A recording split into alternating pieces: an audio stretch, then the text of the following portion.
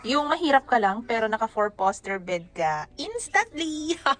So, ito ang aking view pagising ko ng umaga, guys. Ayan, ang luwag ng aming bed. The queen bed pala yung ano namin, bed namin. Queen size bed. Ayan, may kasama pang cortina yan, no? Nakikita nyo yan.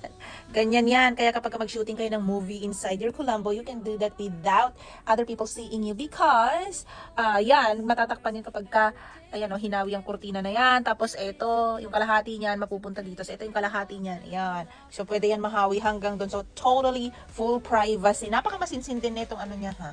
Kulambo niya. Ayan, o. Oh, kita nyo yan, kahit kasisilang pa lang, bagong panganak na lamok, hindi yan makakapasok, guys. Ayan, napakasulit nitong nabili kong kulambo nito. Yan, oh, yan yung aking taas. So, wala, kahit tutuntong sa upuan yung gustong sumilip sa inyo habang tulog kayo, wala siyang makikita. Kasi, ganyan yung taas niya.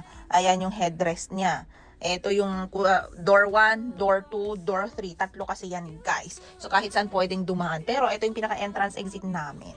Diba? Napakaganda. So, marami ding prints na pagpipilian yan, guys. And, may mga option din kayo kung gusto nyo bumili ng may kurtina. Pwede ring wala. Mas mura yung wala. Siyempre, ito kasali to sa binayaran. Kaya mas mahal to.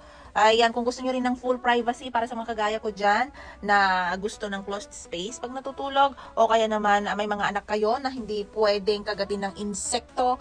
Ayan, ito yung i-recommend ko sa inyo, guys, na kulambo. Pwede rin kayo tumayo dyan, ha, kasi napakataas nitong ceiling na to. 5'5" ako ay nakakatayo ako dito na hindi ko yan naaabot. Kasi 170 centimeters itong height ng kulambo.